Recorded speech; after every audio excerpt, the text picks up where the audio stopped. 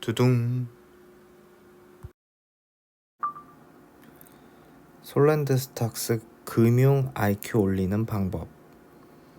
본편에 이어서 2탄입니다. 1탄에서는 어떻게 하면 망할 수 있는지에 대해서 다뤄봤고요. 궁금하신 분들은 1편 먼저 보고 오시면 좋을 것 같습니다. 이번 2편은 어떻게 하면 금융 IQ를 키우고 투자 실력을 키울 수 있는지에 대해 다뤄볼 예정이에요. 사실 시작하기 전에 말씀드릴 거는 쉽게 가는 방법은 없습니다. 비법이나 노하우 그런 거 다 쓸모 없어요. 그걸 먼저 말씀드리고 시작해 보도록 하겠습니다. 먼저 금융 IQ라는 단어가 있습니다. 이게 부자 아빠, 가난한 아빠에서 나왔던 내용인 것 같은데 저도 이 책은 자세히 안 봤어요. 다만 그 개념을 가져와서 보면 같은 뉴스, 같은 정보를 들어도 금융 IQ가 높은 사람은 이해하는 부분과 뽑아내서 정보로 정리할 수 있는 내용이 많을 거고, 금융 IQ가 작은 사람들은 상대적으로 거기서 뽑아낼 수 있는 알짜가 적을 거라고 생각을 해요. 거기서 나온 개념인 것 같아요. 같은 뉴스를 봤을 때 앞으로의 향후 방향성까지 볼 수 있는 IQ가 높은 사람들이 있을 거고, 뉴스를 하나를 봤는데 그것조차도 다 이해를 못하는 사람들이 있을 겁니다. 그것을 이제 금융 IQ라는 개념으로 설명을 하고 있더라고요.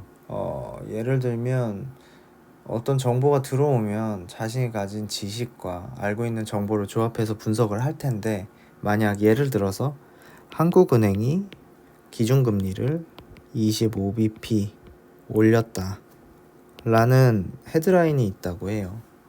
그 헤드라인을 본 사람들은 각자 그걸 해석하는 방식이 다를 거예요. 부동산에 능통한 사람이 있을 거고, 채권 투자자가 있을 수도 있고, 주식 투자자, 그리고 이제 주린이 라고 할게요. 그러면 부동산에 능통한 사람은 기준금리가 오르면 이자율이 오르겠네 라고 생각을 하거나, 보통 부동산 살 때 대출을 많이 일으키니까, 아니면 그로 인해서 부담이 되는 이자까지 부동산 가격에 얹어지는 건 아닐까? 이렇게 생각할 수도 있고요. 반대일 수도 있지만요. 아니면 이자가 오르니까 이제 집 살 사람들이 많이 줄어들 거야, 이렇게 생각을 할 수도 있고요.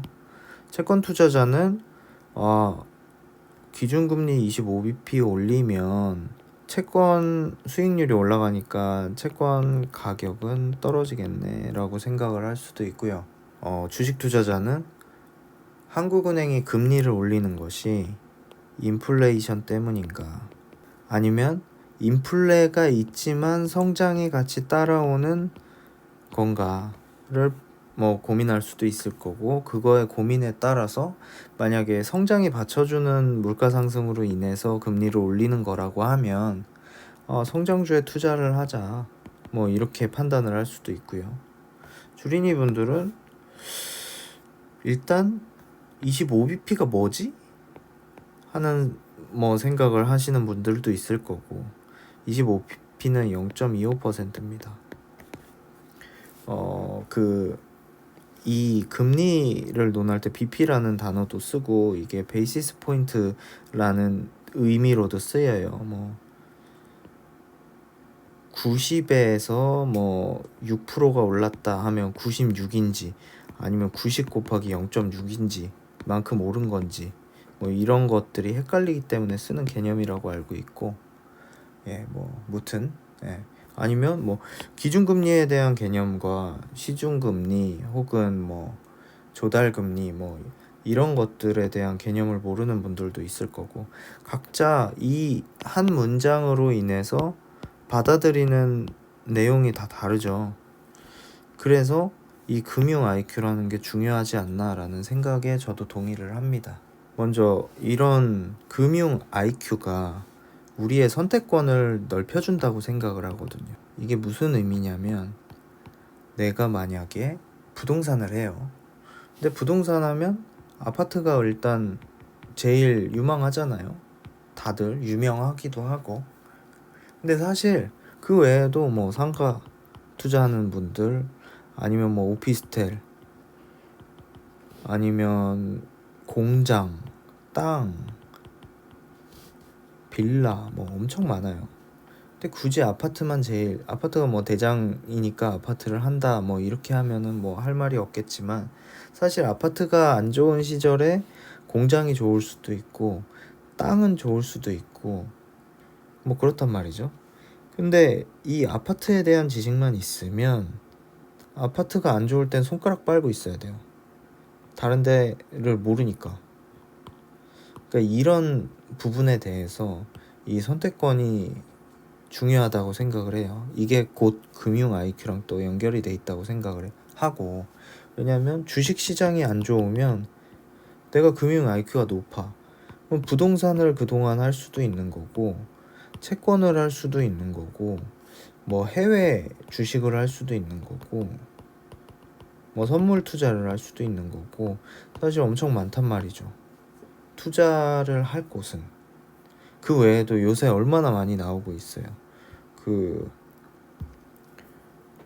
코인도 있고 또 뭐 NFT 기반으로 해서 요새 핫하잖아요.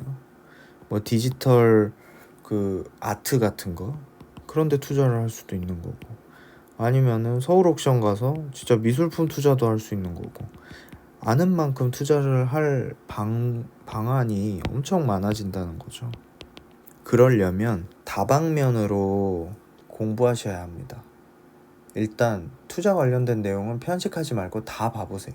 뉴스든 유튜브든 상관없어요. 최대한 많이 접하는 게 중요하다고 생각을 합니다. 저는 하루에 그 유튜브나 뉴스 이런 거를 한 3시간 정도는 보고 있는데요. 매일매일. 근데 집중할 필요는 없어요. 운전하면서도 듣고 출퇴근할 때 보기도 하고 듣기도 하고, 듣다가 뭐 잠들 때도 있고 하지만 뭐 상관없습니다.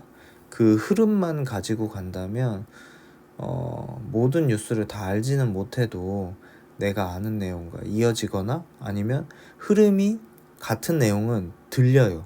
집중을 안 해도.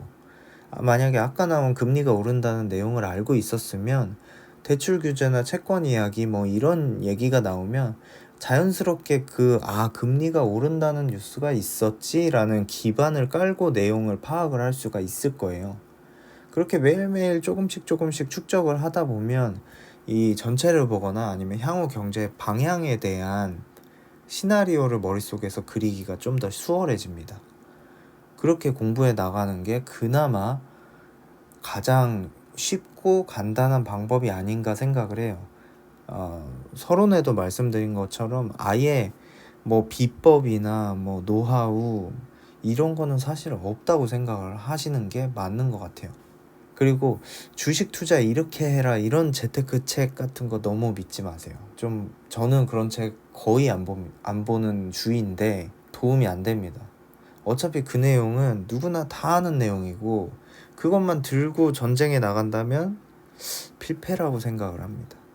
이 게임을 하더라도 자기만의 궁극기 아니면 뭐 유니크 스킬, 유니크 아이템 이런 게 있어야 되잖아요. 레벨 1대 주는 기본 아이템 가지고 기본 스킬 가지고 아무리 연마해봤자 의미가 없습니다. 그래서 기본은 물론 어느 정도 알아야 하지만 자기만의 그 특장점을 키우는 게 더 중요하다고 생각을 해요. 재테크 책은 투자에 대한 마인드를 잡아주는 책이라거나 아니면 마음가짐 아니면 생각의 방식 이런 것들을 좀 언급하는 책들은 좋은 책인 것 같아요. 실질적으로 어떻게 매매를 해라 이런 거보다는 투자할 때는 항상 어떤 마인드로 투자를 하고 이런 방면으로는 이렇게 생각하는 방법도 있다. 근데 이런 거를 책으로 배우기는 간접 경험으로 배우기는 참 힘들단 말이죠. 유튜브나 이런 데서 직접 뉴스 같은 거 보면서 겪어보는 게 오히려 도움이 되지 않나 싶습니다. 그리고 뉴스나 이슈 이런 거 챙겨 보실 때 investing.com이라고 있어요. 많이 투자하시는 분들 많이 보실 텐데 여기 들어가면 한글로 돼 있는 거는 이 한글 버전으로 하면 한국계 나오고 영문 버전으로 하면은 외국계 나오거든요. 한글 버전으로 하면 워낙 광고 같은 게 너무 많아가지고 별로 쓸모없는 뉴스가 많아요. 근데 영문으로 하면 그나마 그래도 좀 굵직굵직한 해외 뉴스들 이런 것들이 많이 나오는데 이거를 일일이 해석하시면 너무 시간이 많이 들리니까 그냥 복사해가지고 구글 번역에다가 그냥 번역을 해서 한번 읽어보세요. 그래도 이해 다 됩니다. 그렇게 하면은 큰 흐름 잡는데 좋은 것 같아요. 저는 그렇게 하거든요. 제가 이렇게 금융 IQ 얘기를 하게 된 거는 제 친구 중에 저보다 금융 지식도 훨씬 많고 경제 지식도 훨씬 많고 경제를 보는 뷰가 좋은 친구가 있어요. 머릿속에서 자기가 어떻게 될 것 같다라는 시나리오도 직접 짜고 뭔가 되게 스마트해. 근데 이제 거시적으로 그렇게 보는 거는 거의 다 맞는 것 같아요. 근데 문제는 투자 경험이 주식밖에 없으니까. 그러니까 아무래도 이 거시적인 거를 이 주식 한 종목에 담기가 너무 어려운 거죠. 왜냐하면 룰렛 같은 걸 생각을 해보면 룰렛이 이렇게 구슬 굴려가지고 여기 막 숫자 써 있고 여기도 막 숫자 써 있고 2, 3 막 이렇게 써 있고 여기 뭐 빨간색의 걸레, 초록색의 걸레, 뭐 1부터 13의 걸레, 14부터 뭐 17까지의 걸레 막 이런 게 있거든요. 근데 이 거시적으로 보는 뷰는 예를 들면 이런 거예요. 이 친구는 1에서 13 중에 뭐 하나가 나올 걸 이미 알아. 근데 주식은 종목이잖아요. 그래서 1에서 13까지를 놓고 하나를 찍어서 봐야 되는 거야. 그러다 보니까는 이게 맞추기가 어렵죠. 1인지 3인지 4인지 5인지 어떻게 알아요? 만약에 2였다면. 하지만 그 중에 이제 투자 방식이 여기는 뭐 ETF였다. 이건 주식이었다. 만약에 이 거시적으로 1에서 13이 나올 걸 알았다면 이 ETF를 샀었으면 다 먹을 수 있었다는 거죠. 1이든 2든 3이든 상관없이. 물론 수익률은 더 낮겠지만 숫자 하나 맞추는 게 더 어려우니까요. 뭐 그런 식으로 이 금융 IQ 이걸 키워서 여러 가지 방면으로 투자를 할 수 있는 투자자가 될 수 있지 않을까 하는 저의 생각입니다. 그래서 주식이 좋아? 그러면 주식 갔다가 부동산이 좋아? 그럼 부동산 갔다가 물론 뭐 병행하면서 해외도 하고 뭐 선물도 조금 하고 뭐 이런 식으로 여러 가지 방식으로 투자를 할 수 있으니까요. 이렇게 포트가 분산돼 있으면 아무래도 타격도 작을 거고 뭐 그런 측면에서 금융 IQ는 매우 중요하다라고 생각을 해서 이렇게 녹음을 하게 됐습니다. 금융 IQ 키우려면 어쩔 수 없어요. 정석으로 가는 수밖에 없어요. 우리 IQ, 일반적인 IQ처럼 타고나는 재능이 아닙니다. 금융 IQ는 연습으로 키울 수 있어요. 충분히 연습하고 훈련하면 키울 수 있습니다. 다만 이 과정이 재미없고 지루할 수 있는데 재미를 붙이셔야 돼요. 재미를 붙여라. 재미없어도 그래도 해야 됩니다. 이 방법밖에 없습니다. 공부하셔야 돼요.